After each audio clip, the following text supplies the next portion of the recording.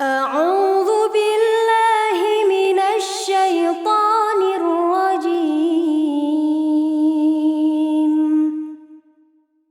بسم الله الرحمن الرحيم.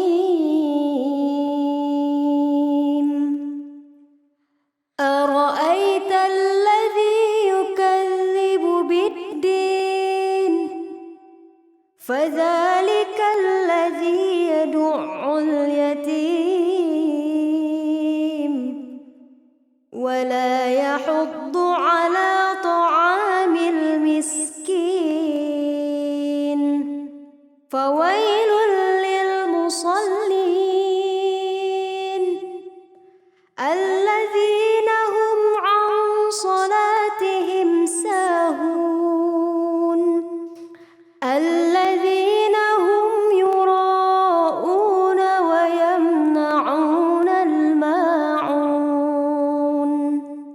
صدق الله العظيم.